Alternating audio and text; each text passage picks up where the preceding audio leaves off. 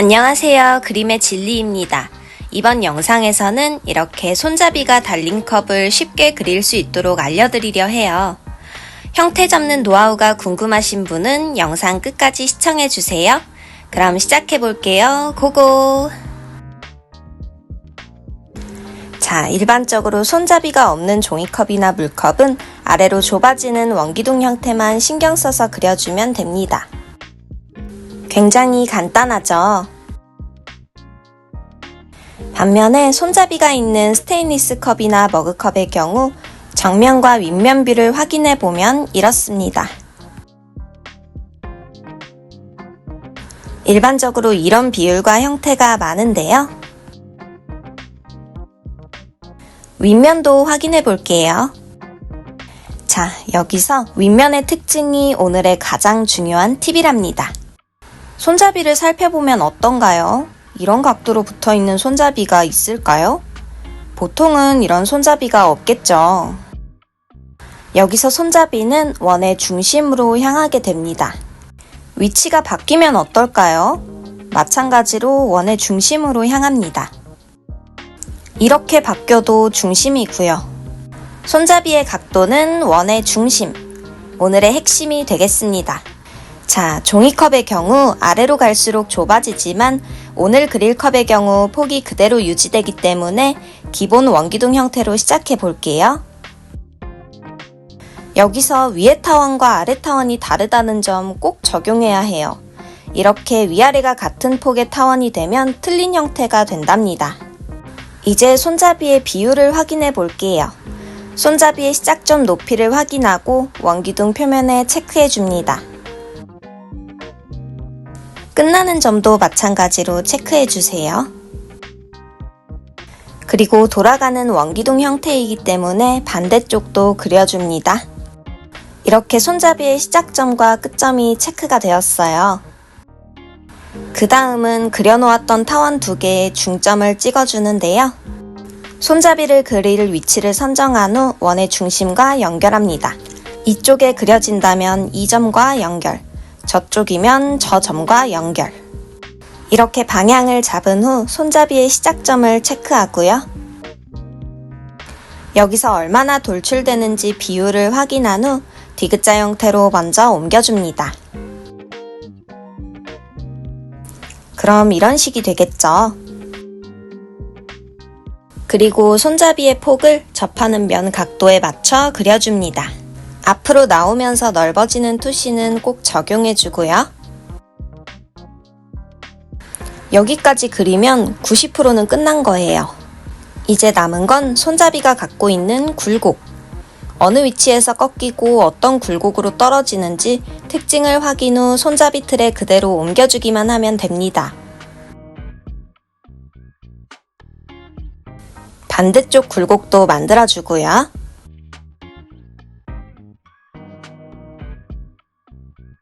마지막으로 접합되는 부분의 특징과 두께만 표현해주면 끝이랍니다. 자, 이번에는 다른 각도로 그려볼게요. 아까와는 다르게 바닥면이 보이는 형태입니다. 중심축, 그리고 투시 맞춘 후 원 형태도 확인하고요. 손잡이 시작 라인과 끝 라인 높이대로 360도 돌려주세요. 그런 다음 원의 중점 체크. 손잡이가 달릴 위치를 정했으면 중점과 일직선으로 연결하기. 그리고 손잡이가 돌출되는 만큼 표시한 후 디귿자 가이드 그리기. 손잡이 폭도 그려주고요. 투시는 선을 연장해서 한 번씩 틀린 곳은 없는지 확인해주세요. 손잡이의 굴곡진 라인까지 그려줍니다.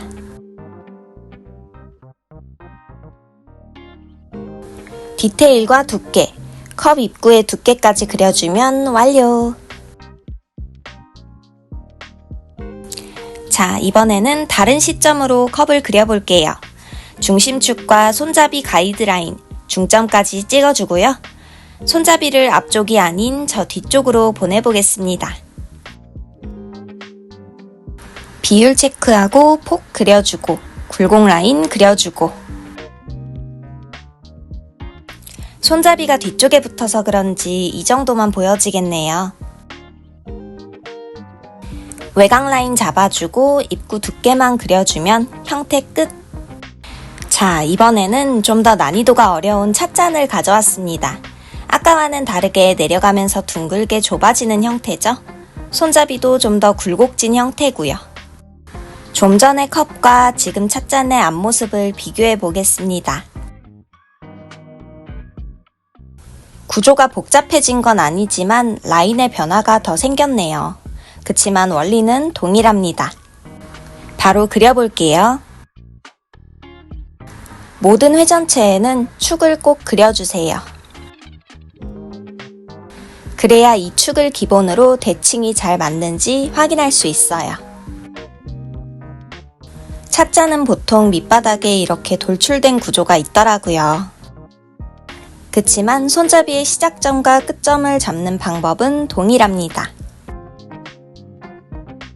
각 높이에 맞게 360도 돌려주시고, 이렇게 원을 그려놔야 원의 중심을 확인할 수 있겠죠? 이 중심점은 손잡이의 방향을 뻗기 위한 기준점입니다.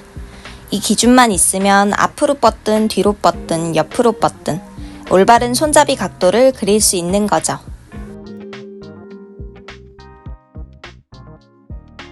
이 위치에 손잡이를 그려보겠습니다. 이번엔 디귿자 틀 없이 바로 그려볼게요. 시작점에서 올라갔다가 내려가는 형태네요. 흐름선을 그렸으니 폭도 체크해줘야겠죠?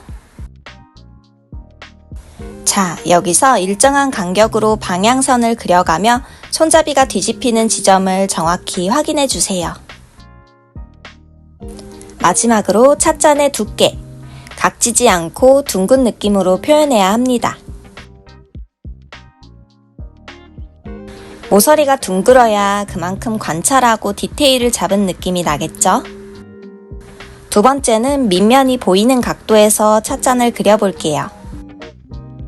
마찬가지로 두 개의 타원과 그 중심점이 필요하겠죠. 손잡이의 방향은 왼쪽으로 뻗어보겠습니다. 폭을 확인한 후 가장 튀어나온 위치에서 바로 내려가는 형태로 그려줍니다. 어차피 찻잔이 아래로 좁아지는 형태라서 디귿자 틀은 잡지 않았어요. 그리드로 형태 체크해주고, 손잡이 모서리의 둥근 느낌 기억하며 두께 잡아주기.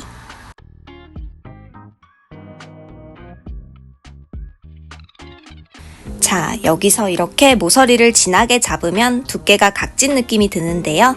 이러면 실물과 다르기에 어색하고 디테일이 떨어져 보입니다. 둥글게 그리기 위해서는 일단 틀을 잡을 때 너무 진한 선으로 잡지 않아요. 흐릿하게 틀만 잡고 볼륨에 맞게 그리드를 넣은 후 어느 정도 둥근지 유추가 되면 진하게 잡아야 할 부분과 둥근 모서리를 구분하여 선 차이를 줍니다. 그래야 음영 없이 스케치만으로도 각진 정도를 표현할 수 있어요. 자, 마지막은 밑면이 위로 올라온 형태입니다. 이제 원리를 알기 때문에 거침없이 틀을 잡으세요.